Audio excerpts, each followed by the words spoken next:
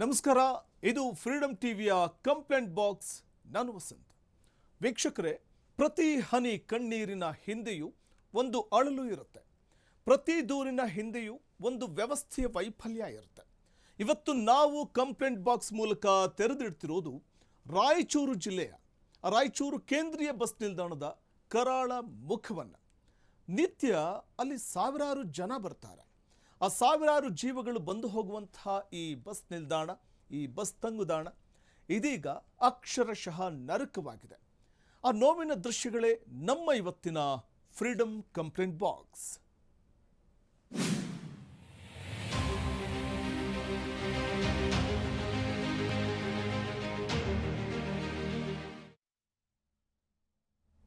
ವೀಕ್ಷಕರು, ರಾಯಚೂರು ಕೇಂದ್ರೀಯ ಬಸ್ ನಿಲ್ದಾಣ ಸಂಪೂರ್ಣವಾಗಿ ಗಬ್ಬು ನಾರುವಂತಹ ಒಂದು ಪರಿಸ್ಥಿತಿ. ಸಾರ್ವಜನಿಕರ ನರಕಯಾತನೆಯಲ್ಲಿ ಅಧಿಕಾರಿಗಳಂತೂ ಯಾವ ರೀತಿ ಇದ್ದಾರೆ ಅಂತಂದರೆ, ಪ್ರತಿದಿನ ಅಲ್ಲಿ ಓಡಾಡೋ ಜಾಗ ಅದು ಕಾಮನ್ ಅಂತ ಅನಿಸಿರಬಹುದು ಅಂತ ಅನಿಸುತ್ತೆ. ಆದರೆ ಅಲ್ಲಿನ ಸಾರ್ವಜನಿಕರ ಪರಿಸ್ಥಿತಿ, ಪ್ರಯಾಣಿಕರ ಪರಿಸ್ಥಿತಿ ಹೇಳುತ್ತಿರೋದು. ಬೇಸತ್ತ ಜನ ಫ್ರೀಡಮ್ ಟಿವಿ ಕಂಪ್ಲೇಂಟ್ ಬಾಕ್ಸ್ಗೆ ದೂರಿದ್ರು. ಕೋಟಿ ಕೋಟಿ ಖರ್ಚು ಮಾಡಿರುವಂತಹ ಒಂದು ಬಸ್ ನಿಲ್ದಾಣ ಅದು. ಆದರೆ ಶೌಚಾಲಯ ಇದ್ರೂ ಇವತ್ತಿಗೂ ಉದ್ಘಾಟನಾ ಭಾಗ್ಯ ಇಲ್ಲ. ಶೌಚಾಲಯ ಇದ್ರೂ ಸಾರ್ವಜನಿಕರಿಗೆ ಸಿಗ್ತಾ ಇಲ್ಲ ಪ್ರವೇಶ. ಗಬ್ಬು ನಾರ್ತಾ ಇರುವ ಕೇಂದ್ರೀಯ ಬಸ್ ನಿಲ್ದಾಣ, ಜನ ಮೂಗು ಮುಚ್ಕೊಂಡು ಓಡಾಡಬೇಕಾದಂತಹ ಪರಿಸ್ಥಿತಿ. ಸಾಂಕ್ರಾಮಿಕ ರೋಗ ಹರಡುವ ಭೀತಿಯಲ್ಲಿ ಅಲ್ಲಿನ ಪ್ರಯಾಣಿಕರಿದ್ದಾರೆ. ರಾಯಚೂರು ಕೇಂದ್ರೀಯ ಬಸ್ ನಿಲ್ದಾಣದ ಅಲ್ಲಿನ ವ್ಯಥೆಯನ್ನು, ಯಾವ ರೀತಿ ಮೂಲಭೂತ ಸೌಕರ್ಯಗಳ ಕೊರತೆ ಇದೆ ಅನ್ನೋದಕ್ಕೆ ಒಂದಷ್ಟು ಎಕ್ಸಾಂಪಲ್ ನಿಮಗೆ ಕೊಡ್ತಾ ಹೋಗ್ತೀವಿ.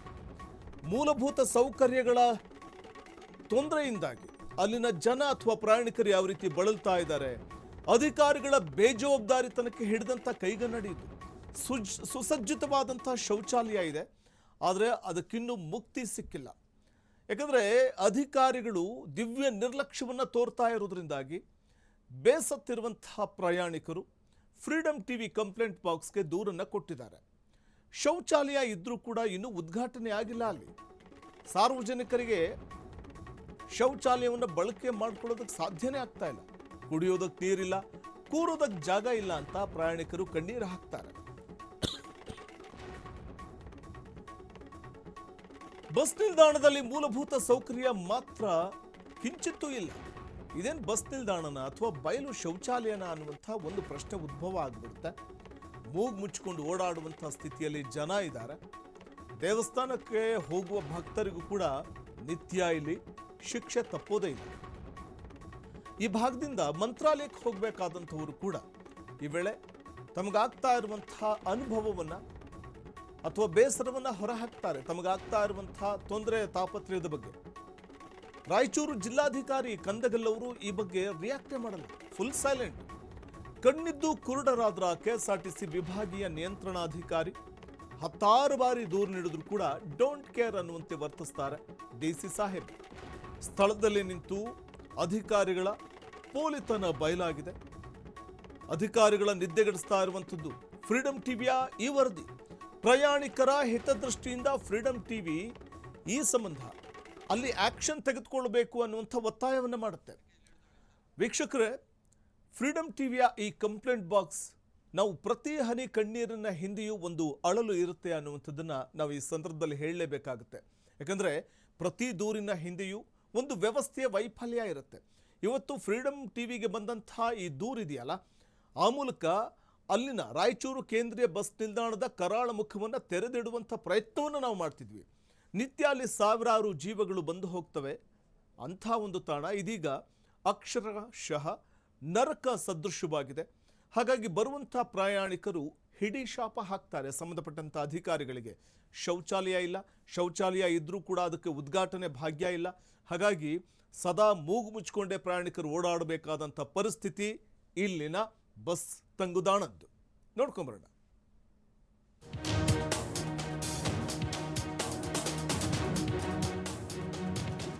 ದೃಶ್ಯಗಳನ್ನೊಮ್ಮೆ ನೋಡಿ. ಶೌಚಾಲಯ ಇಲ್ಲದೆ ಅನಿವಾರ್ಯವಾಗಿ ಬಯಲನ್ನೇ ಆಶ್ರಯಿಸಿರುವ ಈ ಜನ ತಮ್ಮ ಘನತೆಯನ್ನ ಕಳೆದುಕೊಂಡಿಲ್ವೇ? ಅಧಿಕಾರಿಗಳೇ, ಒಂದು ಹೊಸ ಕಟ್ಟಡ ಕಟ್ಟಿದ್ದೀರಿ, ಅದಕ್ಕೆ ಬೀಗ ಹಾಕಿ ಜನರ ಕಣ್ಣಿಗೆ ಮಣ್ಣೆರಚುತ್ತಾ ಇರೋದು ಯಾಕೆ? ನಿಮ್ಮ ಆಡಳಿತದ ಅಡಿಯಲ್ಲಿ ಬಸ್ ನಿಲ್ದಾಣವೋ ಅಥವಾ ದುರ್ವಾಸನೆಯ ತಾಣವೋ ಎಂಬ ಸಂಶಯ ಈಗ ಸಾರ್ವಜನಿಕರದ್ದು. ಇಲ್ಲಿನ ಧ್ವನಿ ಕೇಳಿಸಿಕೊಳ್ಳಿ. ಇವರ ಅಳಲು ನಿಮ್ಮ ಕಿವಿಗೆ ಬೀಳುತ್ತಾ ಇಲ್ವೇ? ಜನರು ಕೇಳುತ್ತಿರುವ ಇಂತಹ ಪ್ರಶ್ನೆಗಳಿಗೆ ಉತ್ತರ ಕೊಡೋರು ಯಾರು? ರಾಯಚೂರು ನಗರದ ಕೇಂದ್ರೀಯ ಬಸ್ ನಿಲ್ದಾಣದಲ್ಲಿ ಪ್ರತಿನಿತ್ಯ ಇವತ್ತು ಸಾವಿರಾರು ಜನ ಸಾರ್ವಜನಿಕರು ಪ್ರಯಾಣ ಮಾಡಲಿಕ್ಕೆ ಇವತ್ತು ಇಲ್ಲಿ ಬರ್ತಾ ಇದ್ದಾರೆ. ಬಟ್ ಇಲ್ಲಿ ಬಂದಂಥ ಸಂದರ್ಭದಲ್ಲಿ ಅನ್ಯ ಊರುಗಳಿಂದ, ಬೇರೆ ಬೇರೆ ತಾಲೂಕಾ ಪ್ರದೇಶಗಳಿಂದ ಮತ್ತು ಹಳ್ಳಿಗಳಿಂದ ಬಂದಿರತಕ್ಕಂಥ ಇದರೊಳಗೆ ಇವತ್ತು ಕನಿಷ್ಠ ಸೌಕರ್ಯಗಳು ಇಲ್ಲಿ ಏನಂತಂದರೆ ಕುಡಿಯುವ ನೀರಿನ ವ್ಯವಸ್ಥೆ ಆಗಿರ್ಬೋದು, ಸಾರ್ವಜನಿಕ ಶೌಚಾಲಯಗಳ ವ್ಯವಸ್ಥೆ ಇವತ್ತು ಅತ್ಯಂತ ದುರ್ನಾತವಾಗಿರ್ತಕ್ಕಂಥ ಇಲ್ಲಿ ಕೇಂದ್ರೀಯ ಬಸ್ ಸ್ಟ್ಯಾಂಡಲ್ಲಿ ನಾವು ನೋಡ್ತಾ ಇದ್ದೀವಿ. ಇವತ್ತು ಇಲ್ಲಿ ಒಂದು ಶೌಚಾಲಯ ನಿರ್ಮಾಣ ಮಾಡಿದ್ದಾರೆ. ಅದನ್ನು ಗುತ್ತಿಗೆ ಆಧಾರದ ಮೇಲೆ ಒಬ್ಬ ಕಾಂಟ್ರಾಕ್ಟರ್ಗೆ ಕೊಟ್ಟು ಅದು ನಿರ್ವಹಣೆ ಮಾಡ್ತಾ ಇದ್ದಾರೆ. ಬಟ್ ಅಲ್ಲಿ ಏನಂದರೆ ಶೌಚಾಲಯಕ್ಕೆ ಹೋಗಲಿಕ್ಕೆ ಯೂರಿಯನ್ ಪಾಸ್ ಮಾಡಲಿಕ್ಕೆ ಉಚಿತವಾಗಿರಬೇಕು ಅಂತೇಳಿ ಸರ್ಕಾರದ ಒಂದು ನಿಯಮ ಇದೆ. ಆದರೆ ಅಲ್ಲಿ ನಿರ್ವಾಹಕರು ಏನಂತಂದರೆ ಪ್ರತಿಯೊಬ್ಬರ ಹತ್ರ ಕನಿಷ್ಠ 10 ರೂಪಾಯಿ ಇವತ್ತೇನಂತಂದರೆ ವಸೂಲಿ ಮಾಡ್ಕೊಂಡು ಇವತ್ತು ಶೌಚಾಲಯವನ್ನು ಬಳಕೆ ಮಾಡಲಿಕ್ಕೆ ಈಗ ಅವಕಾಶ ಇದು ಮಾಡ್ತಾ ಇದ್ದಾರೆ. ಇವತ್ತು ಗ್ರಾಮೀಣ ಪ್ರದೇಶದಲ್ಲಿ ಬಂದಿರತಕ್ಕಂಥ ಹೆಣ್ಮಕ್ಳು ಕೆಲವರು ಏನಂತಂದರೆ 10 ರೂಪಾಯಿ ಕೊಟ್ಟು ಹೋಗದೇ ಇರುವಂಥ ಒಂದು ಪರಿಸ್ಥಿತಿಗಳಿಗೆ ಇವತ್ತು ಬಯಲು ಪ್ರದೇಶದಲ್ಲೇ ಇವತ್ತು ಮೂರ್ತ ವಿಸರ್ಜನೆ ಮಾಡಲಿಕ್ಕೆ ಹೋಗುವಂಥ ಒಂದು ಪರಿಸ್ಥಿತಿಗಳು ಇವತ್ತು ನಾವು ಈ ರಾಯಚೂರು ಬಸ್ ನಿಲ್ದಾಣದಲ್ಲಿ ಕಾಣ್ತಾ ಇದ್ದೀವಿ.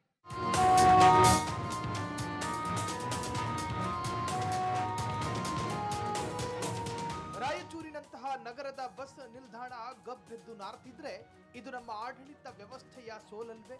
ಅಧಿಕಾರಿಗಳೇ, ಕಡತಗಳ ಮಧ್ಯೆ ಫೈಲ್ ಮೀಟುವ ಮುನ್ನ ಬಸ್ ನಿಲ್ದಾಣದ ಅಂಗಳದಲ್ಲಿ ಪಡಬಾರದ ಪಾಡು ಪಡ್ತಿರೋ ಈ ಜನರ ಕಣ್ಣೀರನ್ನೊಮ್ಮೆ ನೋಡಿ. ಇದು ಬರೀ ಕಟ್ಟಡದ ಸಮಸ್ಯೆ ಅಲ್ಲ, ಇದು ಸಾವಿರಾರು ಜನರ ಸ್ವಾಭಿಮಾನದ ಪ್ರಶ್ನೆ. ಕೆಎಸ್ಆರ್ಟಿಸಿ ಡಿಸಿ ಖಂದಗಲ್ ಅವರೇ, ಇನ್ನು ಎಷ್ಟು ದಿನ ಈ ನಿರ್ಲಕ್ಷ್ಯ?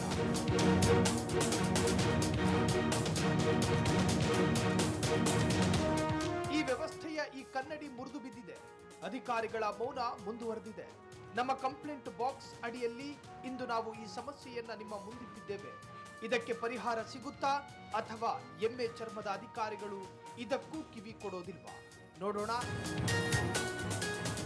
ಕ್ಯಾಮ್ರಾಮ್ಯಾನ್ ಅಶೋಕ್ ಜೊತೆ ಸತೀಶ್ ಹಿರೇಮಠ್, ಫ್ರೀಡಂ ಟಿವಿ ರಾಯಚೂರು.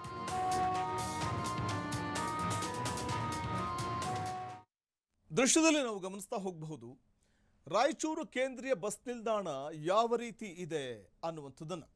ಹಂದಿಗಳ ಗೂಡಾಗಿದೆ ಅಲ್ಲಿ, ಸಾಂಕ್ರಾಮಿಕ ರೋಗದ ತಾಣವಾಗಿದೆ ಅಲ್ಲಿ, ಗಬ್ಬು ನಾರುತ್ತೆ ಅಲ್ಲಿ. ಬರುವಂಥ ಪ್ರಯಾಣಿಕರು ಮೂಗು ಮುಚ್ಕೊಂಡು ಓಡಾಡಬೇಕಾದಂಥ ಪರಿಸ್ಥಿತಿ. ಇನ್ನು ಶೌಚಕ್ಕೆ ಹೋಗಬೇಕು ಅಂತಂದರೆ ಬಯಲಿಗೆ ಹೋಗಬೇಕಾದಂಥ ಒಂದು ಪರಿಸ್ಥಿತಿ ನಿರ್ಮಾಣ ಆಗಿರುವಂಥದ್ದು ನಾವು ನೋಡ್ತಾ ಇದ್ವಿ.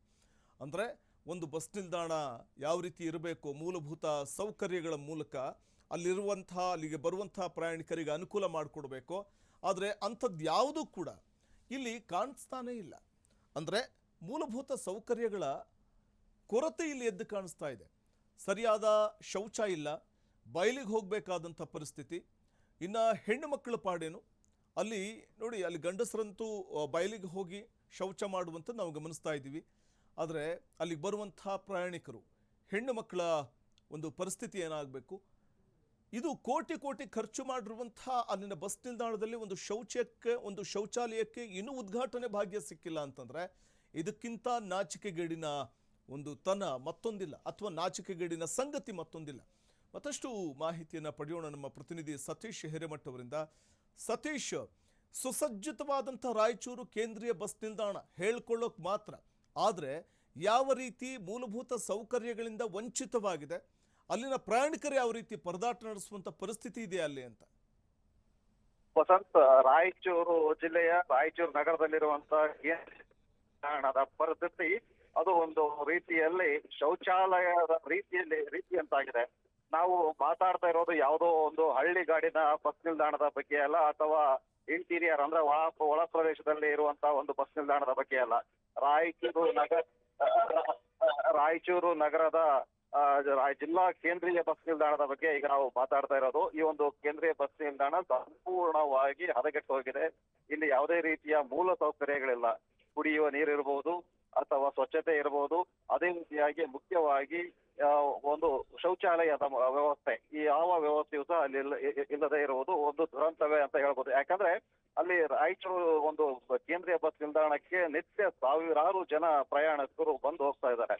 ರಾಯಚೂರು ನಗರಕ್ಕೆ ಕೇವಲ 45 ಕಿಲೋಮೀಟರ್ ಅಂತರದಲ್ಲಿ ಮಂತ್ರಾಲಯದ ಶ್ರೀ ಗುರು ರಾಘವೇಂದ್ರ ಸ್ವಾಮಿಗಳ ಒಂದು ಮಠ ಇದೆ. ಅಲ್ಲಿ ನಿತ್ಯ ಸಾವಿರಾರು ಜನ ಪ್ರಯಾಣಿಕರು ಪಾಪ ಒಂದು ಕ್ಷೇತ್ರ ದರ್ಶನಕ್ಕೆ ಪ್ರಯಾಣಿಕರು ಬಂದು ಹೋಗ್ತಾರೆ. ಅದೇ ರೀತಿಯಾಗಿ ರಾಯಚೂರು ತಾಲೂಕಿನಲ್ಲಿ ಕುರುವಕುಂದ ಅಂತ ದತ್ತಪೀಠ ಒಂದು ಕ್ಷೇತ್ರ ಇದೆ. ಆ ಒಂದು ಕ್ಷೇತ್ರಕ್ಕೂ ನಿತ್ಯ ಸಾವಿರಾರು ಜನ ಬಂದು ಹೋಗ್ತಾರೆ. ಈ ಒಂದು ಸಂದರ್ಭದಲ್ಲಿ ಒಂದು ಸುಸಜ್ಜಿತವಾದ ಒಂದು ಮೂಲ ಸೌಕರ್ಯಗಳಿರುವಂತಹ ಒಂದು ಬಸ್ ನಿಲ್ದಾಣ, ಕೇಂದ್ರೀಯ ಬಸ್ ನಿಲ್ದಾಣ ರಾಯಚೂರು ನಗರಕ್ಕೆ ಮುಖ್ಯವಾಗಿರುತ್ತೆ. ಆದ್ರೆ ಬಸ್ ನಿಲ್ದಾಣ ಇದ್ರೂ ಸಹ ಇಲ್ಲದಂತ ಪರಿಸ್ಥಿತಿ ನಿರ್ಮಾಣವಾಗಿದೆ. ಅಲ್ಲಿ ಪ್ರಯಾಣಿಕರಿಗೆ ಸರಿಯಾದ ರೀತಿಯಲ್ಲಿ ಕೂಡೋದಕ್ಕೂ ಸ್ಥಳವಿಲ್ಲ, ನಿಲ್ಲೋದಕ್ಕೂ ಸ್ಥಳವಿಲ್ಲ. ಮತ್ತೆ ಅಷ್ಟೇ ಅಲ್ಲದೆ ಒಂದು ಕುಡಿಯುವ ನೀರಿನ, ಮುಖ್ಯವಾಗಿ ನಾವು ಜನರಿಗೆ ಕೊಡಬೇಕಾಗಿರೋದು ಒಂದು ಕುಡಿಯುವ ನೀರು ಮತ್ತು ಅಲ್ಲಿ ಒಂದು ಪುರುಷರಿಗೆ ಶೌಚಾಲಯ ಇಲ್ಲದೆ ಪುರುಷರು ಬಯಲಿಗೆ ಹೋಗಿ ಶೌಚ ಮಾಡುವಂತ ಪರಿಸ್ಥಿತಿ ಅಲ್ಲಿ ನಿರ್ಮಾಣವಾಗಿದೆ. ಮತ್ತೆ ಮಹಿಳೆಯರ ಪರಿಸ್ಥಿತಿ ಅಂತೂ ಹೇಳ್ತಿರೋದು, ಇತ್ತೀಚೆಗೆ ಗ್ಯಾರಂಟಿ ಯೋಜನೆ ಜಾರಿಗೆ ಆದ ನಂತರ ಮಹಿಳಾ ಪ್ರಯಾಣಿಕರ ಸಂಖ್ಯೆ ದಿನದಿಂದ ದಿನಕ್ಕೆ ಹೆಚ್ಚಳ ಆಗ್ತಾ ಇದೆ.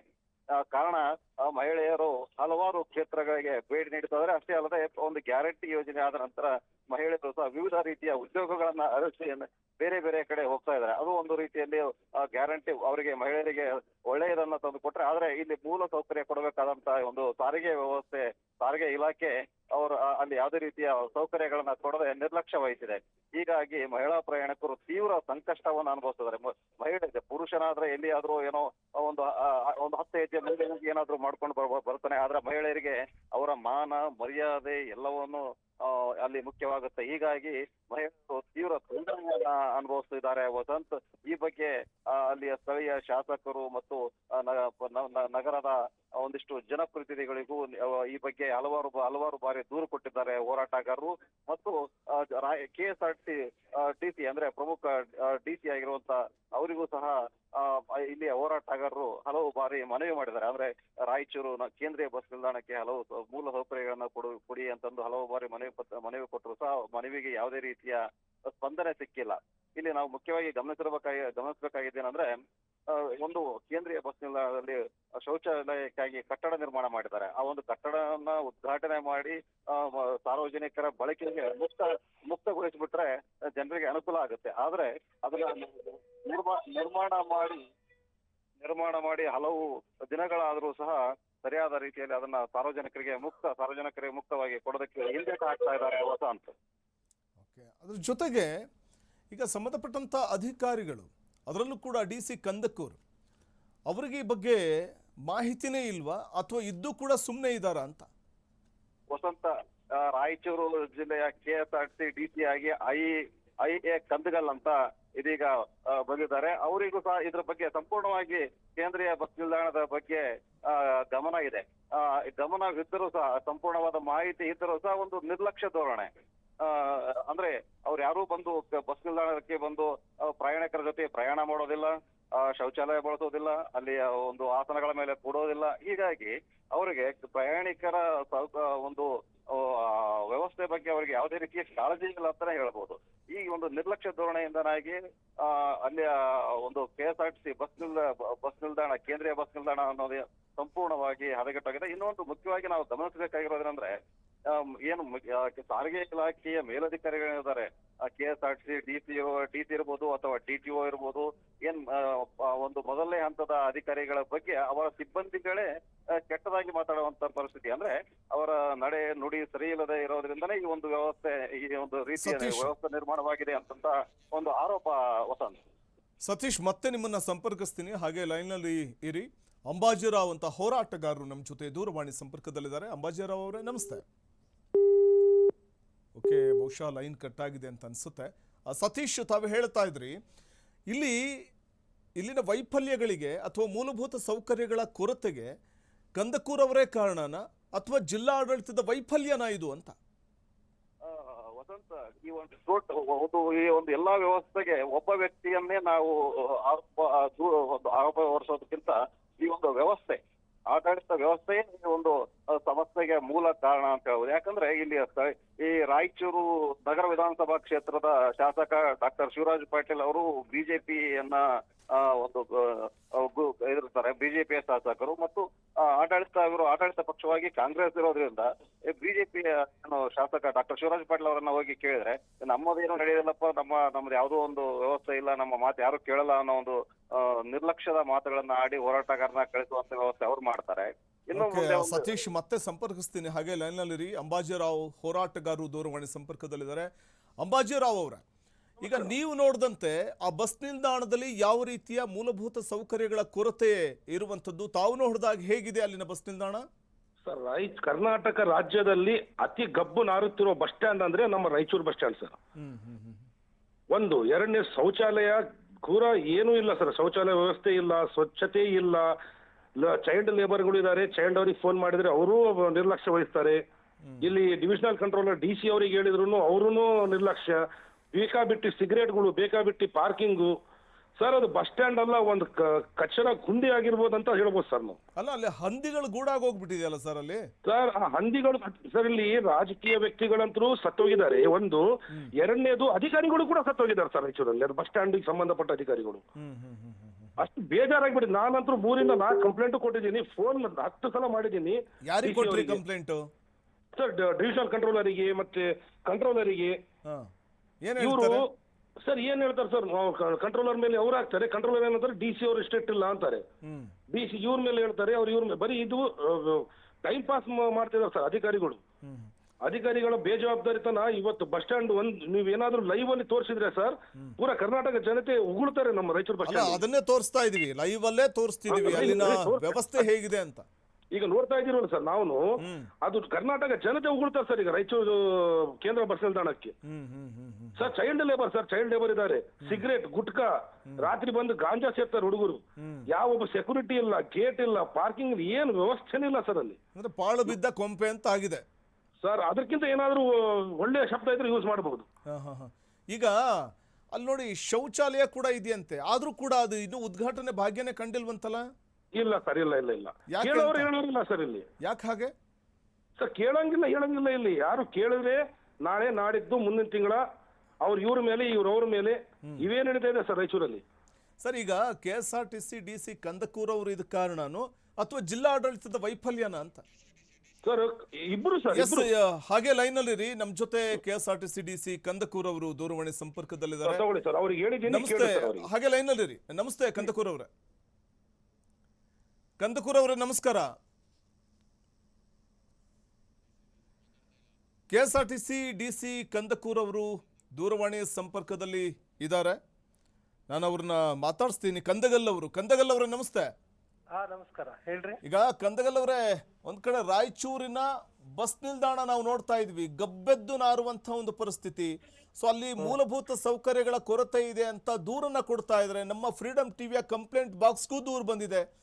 ತಾವು KSRTC DC ಆಗಿದ್ದೀರಿ ಕಂದಗಲ್ ಅವರೇ, ಆದ್ರೆ ಅಲ್ಲಿ ಯಾವ ರೀತಿಯ ಸಮಸ್ಯೆಗಳಿದೆ ಅಂತ ತಮ್ಮ ಗಮನಕ್ಕೆ ಬಂದಿದೆಯಾ ಇವೆಲ್ಲ?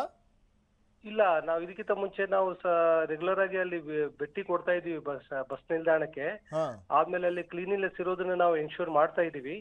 ಬಟ್ ಈಗ ನೀವೇನ್ ಹೇಳ್ತಾ ಇದ್ರಲ್ಲ, ಗಬ್ಬೆದು ನಾರ್ತಾ ಇದೆ ಅಂತ ಏನ್ ಹೇಳ್ತಾ ಇದ್ರಲ್ಲ, ಅದ್ರ ಬಗ್ಗೆ ಈಗ ನನಗೆ ಜಸ್ಟ್ ಬಂದಿರೋ ಮಾಹಿತಿ ಅಷ್ಟೇ. ನಾವೈತಲ್ಲ ಇದಕ್ಕೆ ಇಮಿಡಿಯೇಟ್ಲಿ ನಮ್ಮ DT ಅವರಿಗೆ ಬಸ್ ನಿಲ್ದಾಣ ಕಳಿಸ್ತೀನಿ. ಏನ್ ಕಂಪ್ಲೇಂಟ್ ಇದೆ, ಕಂಪ್ಲೇಂಟ್ ಇದ್ರೆ ಸಹ ಅದು ತಾತ್ಕಾಲಿಕವಾದದ್ದಿರ್ಬೋದು ಅಷ್ಟೇ. ಯಾಕಂದ್ರೆ ನಾವು ಅಧಿಕಾರಿಗಳು ರೆಗ್ಯುಲರ್ ಆಗಿ ಅಲ್ಲಿ ಬಸ್ ನಿಲ್ದಾಣಕ್ಕೆ ಭೇಟಿ ಕೊಟ್ಟಾಗ ನೀವ್ ಹೇಳ್ತಿರುವಂತ ಕಂಪ್ಲೇಂಟ್ಗಳು ನಮ್ಗೆ ಕಂಡು ಬಂದಿಲ್ಲ. ವೀರೇಶ್ ಅಂತಿದ್ದಾರೆ. ವೀರೇಶ್ ಅವರೇ ಲೈನ್ ಅಲ್ಲಿ ಇದ್ದೀರಾ? ವೀರೇಶ್ ಲೈನ್ ಅಲ್ಲಿ ಇದ್ದೀರಾ?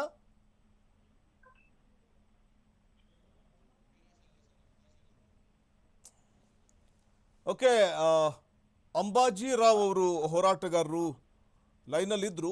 ಅಂಬಾಜಿರಾವ್ ಇದೀರಾ ಲೈನ್ ಅಲ್ಲಿ? ಸರ್, ಇದೀನಿ ಸರ್. ಮಾತಾಡಿ. ಅವ್ರು ದೂರ ಕೊಟ್ಟಿಲ್ಲ ಅಂತ ಹೇಳ್ತಿದಾರಲ್ಲ ಕಂದಗಲ್ ಅವರು. ಸರ್, ಕಂದಗಲ್ ಅವರೇ ಸಾಹೇಬ್ರೆ, ನಿಮಗೆ ಒಂದ್ಸಲ ಫೋನು ಮಾಡಿದ್ದೀನಿ ನಾನು ಡೈರೆಕ್ಟ್ ಆಗಿ. ರೀಸೆಂಟ್ಲಿ ಒಂದು 15 ದಿನ ಮುಂಚೆ. ಸರ್, ಇಲ್ಲಿ ಸಿಗರೇಟ್ ಸೇರ್ತಾ ಇದಾರೆ, ಹಂದಿಗಳು ಇದಾರೆ, ಇವೆಲ್ಲ ಇದಾರೆ ಅಂದ್ರೆ ಕಂಟ್ರೋಲರ್ಗೆ ಹೇಳ್ತೀನಿ ನಾನು ಅಂತ ಹೇಳಿದ್ರಿ. ಕಂಟ್ರೋಲರ್ಗೆ ಹೇಳಿದ್ರೆ ಅವರು ಏನು ಕೇರ್ ಮಾಡ್ತಾ ಇಲ್ಲ. ನೀವ್ ಹೇಳ್ತಾ ಇದ್ದೀರಿ ಶಾಶ್ವತ ಇಲ್ಲ, ಟೆಂಪರರಿ ಎಲ್ಲ ಇದೆ ಅಂತ ಹೇಳಿ. ಎಲ್ಲಿ ನೋಡಿದೀರಾ ಸರ್? ಸ್ವಲ್ಪ ನೀವು ಕುಂಭಕರ್ಣ ನಿದ್ದೆ ಅಂತ ಹೊರಗಡೆ ಬನ್ನಿ ಸರ್. ಅಧಿಕಾರಿಗಳು ಸರ್, ನೀವು ನಿಮ್ಮಿಂದಾನೇ ನಮ್ಮ ರಾಯಚೂರು ಹೆಸರು ಹಾಳಾಗ್ತಾ ಇದೆ. ಕಂದಗಲ್ ಸರ್ ಮಾತಾಡಿ. ನನಗೆ ಸದ್ಯಕ್ಕೆ ಯಾವುದೇ ಕಂಪ್ಲೇಂಟ್ಗಳು ಬಂದಿಲ್ಲ. ರೆಗ್ಯುಲರ್ ಆಗಿ ಭೇಟಿ ಕೊಟ್ಟಿದ್ದೀವಿ, ಬಹಳಷ್ಟು ಸಾರಿ ನಾವು ಭೇಟಿ ಕೊಟ್ಟಿದ್ದೀವಿ. ಮೊನ್ನೆ ಪಾಸ್ ಕೊಡುವಾಗ್ಲೂ ಸಹಿತ ನಾವು ಅಲ್ಲಿದ್ದೀವಿ, ಅಲ್ಲಿ ಕಾರ್ಯಕ್ರಮ ಆಯ್ತು. ಆ ಟೈಮ್ನಲ್ಲಿ ಸಹಿತ ನಾವು ಬಸ್ಸಿನ ಸ್ವಚ್ಛತೆಯನ್ನು ನೋಡಿ ನಮ್ಗೆ ಸಮಾಧಾನ ಆಗಿದೆ. ಆದಾಗ್ಯೂ ಸಹಿತ ಅವ್ರೇನ್ ಹೇಳ್ತಾರೆ, ಸ್ವಚ್ಛತೆ ಇಲ್ಲ. ಕಂದಗಲ್ ಸರ್, ತಾವು ಬಸ್ನ ಸ್ವಚ್ಛತೆಯನ್ನ ನಾನು ನೋಡಿದೆ ಅಂತ ಹೇಳಿದ್ರಿ. ಒಂದ್ಸರಿ ಶೌಚಾಲಯದ ಸ್ವಚ್ಛತೆ ನೋಡಿ ಸರ್, ಶೌಚಾಲಯ ಇದ್ರೂ ಕೂಡ ಅದಕ್ಕೆ ಉದ್ಘಾಟನೆ ಭಾಗ್ಯನೇ ಇಲ್ವಲ್ಲ. ನೋಡ್ತೀನಿ ಅದ್ರ ಬಗ್ಗೆ. ಜನ ನೋಡಿ ಅಲ್ಲಿ ನಿಮ್ ಗಮನಕ್ಕಿರ್ಲಿ ಕಂದಗಲ್ಲವ್ರೆ, ಜನ ಹೊರಗಡೆ ಹೋಗಿ ಅಲ್ಲೂ ಹೋಗಿ ಮೂತ್ರ ವಿಸರ್ಜನೆ ಮಾಡ್ಕೊಂಡು ಬರ್ತಾರೆ. ಗಂಡಸರು, ಹೆಣ್ಮಕ್ಳ ಕಥೆ ಏನು? ಬಸ್ ನಿಲ್ದಾಣಕ್ಕೆ ಬರುವಂತ ಹೆಣ್ಮಕ್ಳ ಕಥೆ ಏನು? ಆ ಗಂಡಸರು ಹೊರಗಡೆ ಹೋಗ್ತಾರೆ, ಆ ಬಯಲಲ್ಲಿ ಶೌಚ ಮಾಡ್ತಿದ್ದಾರೆ. ಅಲ್ಲ, ಹಳೆ ಶೌಚಾಲಯಗಳು ಇದಾವೆ, ಹೊಸ ಶೌಚಾಲಯ ಉದ್ಘಾಟನೆ ಆಗಿರ್ಲಿಕ್ಕಿಲ್ಲ. ಹಳೆ ಶೌಚಾಲಯಗಳು ಈಗಲೂ ಸಹಿತ ಉಪಯೋಗದಲ್ಲಿ ಇದಾವೆ. ಅಲ್ಲ, ನಿಮ್ಮ ಮೂಗಿಗೆ ಅಲ್ಲಿನ ಘಮಲು ಬಡಿಯುತ್ತಾ? ಗಬ್ಬು ವಾಸನೆ ಬಡಿಯೋದಿಲ್ವೇ ನಿಮ್ಮ ಮೂಗಿಗೆ ಓಡಾಡುವಾಗ? ನಾವು ಕಳೆದ ಬಾರಿ ವಿಸಿಟ್ ಕೊಟ್ಟಾಗ ನೀವ್ ಹೇಳ್ತಿರೋ ತರ ಕಂಪ್ಲೇಂಟ್ ಗಳು ನಮ್ಗೆ ಕಂಡು ಬಂದಿಲ್ಲ. ಈ ಸಾರಿ ಏನಾದ್ರು ಸಮಸ್ಯೆ ಏನಾದ್ರು ಇದ್ರಂದ್ರೆ ನಾವು ಮತ್ತು ನಮ್ DT ಅವರು ಇಮಿಡಿಯೇಟ್ಲಿ ನಾವು ಬಸ್ ನಿಲ್ದಾಣಕ್ಕೆ ಭೇಟಿ ಕೊಡ್ತೀವಿ. ಅಲ್ಲೇನಾದ್ರೂ ಸಮಸ್ಯೆಗಳು ಇದ್ರಂದ್ರೆ ತಕ್ಷಣ ನಾವು ಐತಲ್ಲ ಅದನ್ನ ನಿವಾರಣೆ ಮಾಡ್ತೀವಿ. ಕಂದಗಲ್ ಅವರೇ, ಒಂದಷ್ಟು ಪ್ರಶ್ನೆಗಳಿದೆ ನಿಮಗೆ. ದೃಶ್ಯಗಳಲ್ಲಿ ನಾವು ತೋರಿಸ್ತಾ ಇದೀವಿ, ನೇರ ದೃಶ್ಯಾವಳಿಗಳು. ಹಂದಿಗಳ ಗೂಡಾಗಿ ಹೋಗಿದೆ ಅಲ್ಲಿ, ಹಂದಿಗಳು ಗೂಡಾಗಿದೆ, ಹಂದಿಗಳು ಓಡಾಡ್ತವೆ ಅಲ್ಲಿ. ನೋಡಿ, ಗಂಡಸರು ಪ್ರಯಾಣಿಕರು ಬರುವಂಥವ್ರು ಶೌಚಾಲಯ ಇಲ್ಲ ಅನ್ನುವಂಥ ಕಾರಣಕ್ಕೆ ಬಯಲಿಗೆ ಹೋಗಿ ಶೌಚ ಮಾಡುವಂಥ ಒಂದು ಪರಿಸ್ಥಿತಿ ಇದೆ.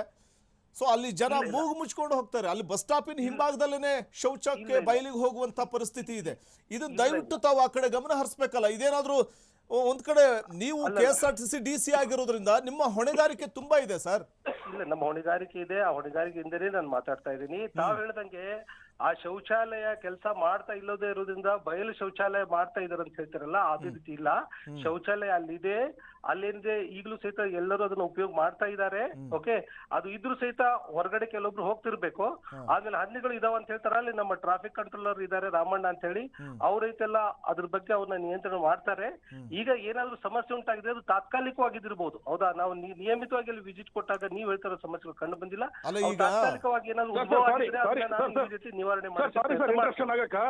ಸಾರಿ ಇಂಟ್ರೆಕ್ಷನ್ ಆಗಕ್ಕ ನೀವೇನ್ ಹೆಸರು ಹೇಳಿದ್ರಲ್ಲ ರಾಮಣ್ಣ ಅಂತ ಹೇಳಿ, ಅದೇ ರಾಮಣ್ಣ ಅವರಿಗೆ 10 ಸಲ ಮಾತಾಡಿದೀನಿ ಸರ್ ನಾನು.